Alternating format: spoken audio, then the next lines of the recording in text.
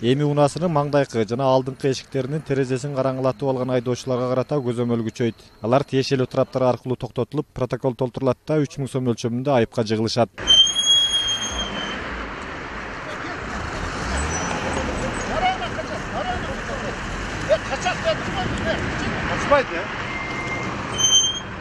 Бул тартипти бузгандар айыпка жыгылаарын айтылганы менен акыркы күндөрү айнегин караңгылаткан айдоочулардын саны арбыды. Жаңы мыйзам боюнча мындай айдоочуларды Транспорт министрлигинин автомобиль, суу транспорту жана салмактык өлчөм көзөмөлдөө агенттиги тескейт. Андыктан алардын алгачкы рейтине Ош облустук жол коопсуздугунун көзөмөлүн камсыздоо башкармалыгынын 4 кызматкери көмөктөштү.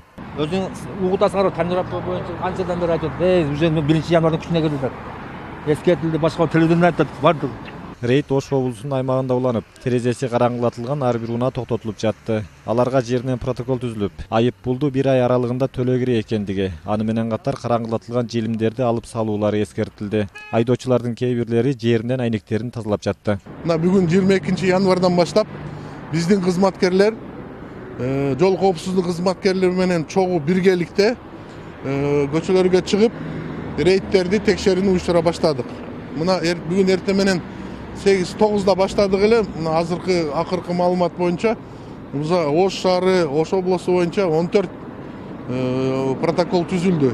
Адистердин айтымында мыйзамга каршы иштеген айдоочуларга протокол гана түзүлөт. Эгерде алар караңгылатылган желимдерди алып салбаса, бир күндө 3 ирет кармалса 3 жолу айып пул салына берет. Транспорт агенттиктер негизинен жүргүнчүлөр ташуучу, баягы кичи автобустар менен иш алып барчу да, алардын ушул жеңил автоунаалар токтоп, аларга штраф салуу боюнча ыйгарым укуктары жок да. Ошого биз жаңы кодекс боюнча буларга жүктөлүп калды. Бирок биз аларга тосуп беребиз, алар протокол түзүп берет. Автоунаалар тосучагына биздин кызматкерлер тосуп берет.